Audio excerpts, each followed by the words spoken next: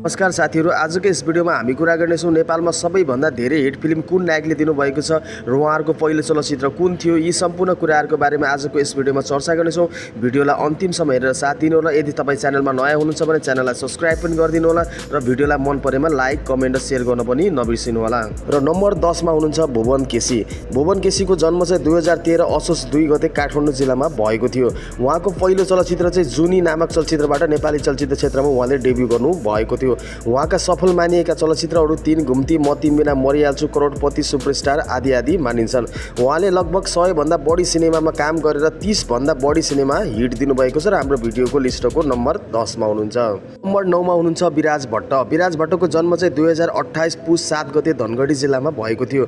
उहाँ चाहिँ अहिले 53 वर्षको हुनुभएको छ। उहाँले चाहिँ नेपाली चलचित्र क्षेत्रमा खुकुरी नामक चलचित्रबाट नेपाली चलचित्र क्षेत्रमा डेब्यु गर्नु भएको थियो।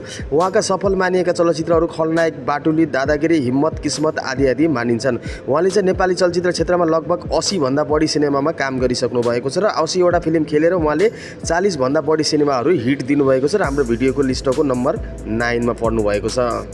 नम्बर 8 मा हुनुहुन्छ आर्यन सिग्देल। आर्यन सिग्देलको जन्म चाहिँ 2041 साल साउन 20 गते रसुवा जिल्लामा भएको थियो। उहाँका सफल मानिएका चलचित्रहरू कसले चोर्यो, मेरो मन, किस्मत, हिफाजत आदि आदि मानिन्छन्।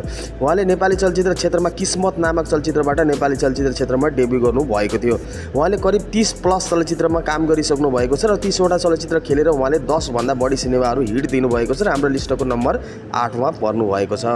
र नम्बर 7 मा पर्नु भएको छ सौगात मल्ल। सौगात मल्लको पहिलो चलचित्र चाहिँ कागबेनी रहेको थियो। उहाँको जन्म चाहिँ 9 जुन 1976 मा रसुवा जिल्लामा भएको थियो। उहाँको उमेर चाहिँ अहिले 44 वर्ष भएको छ। उहाँका सफल मानिएका चलचित्रहरू लुट, लुट 2, कबड्डी, छड्के आदि आदि पर्दछन्।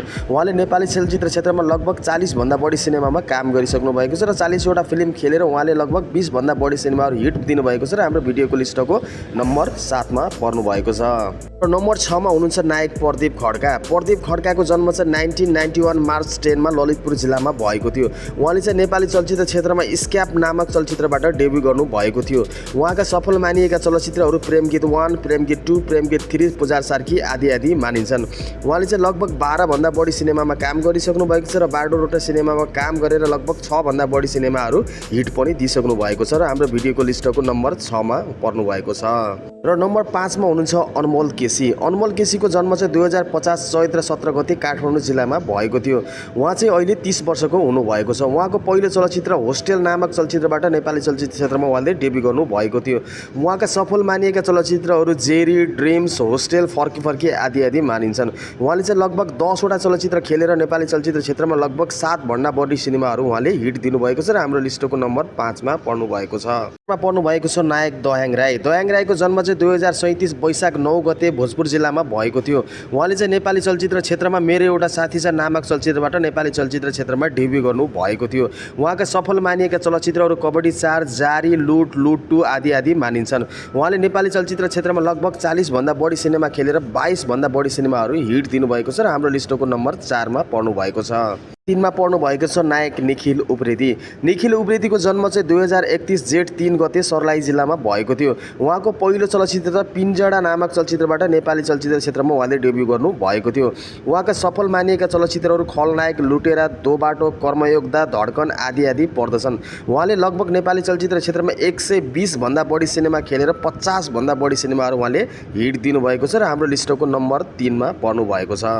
नम्बर 2 मा हुनुहुन्छ महानायक राजेश हमाल। राजेश हमालको जन्म चाहिँ 2021 जेठ 27 गते पाल्पा जिल्लामा भएको थियो।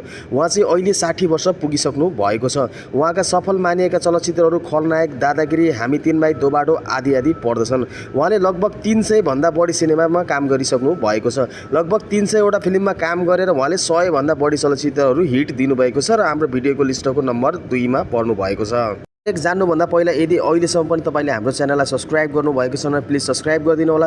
तपाईँको एक सब्सक्राइबरले हामीलाई अगाडि बढ्नलाई ठुलो हौसला मिल्नेछ। 1 मा हुनुहुन्छ नायक श्रीकृष्ण श्रेष्ठ। श्रीकृष्ण श्रेष्ठको जन्म 2024 पुस 14 गते सिन्धुपाल्चोक जिल्लामा भएको थियो। उहाँको पहिलो चलचित्र चाहिँ भुमरी नामक चलचित्रबाट नेपाली चलचित्र क्षेत्रमा उहाँले डेब्यु गर्नु भएको थियो।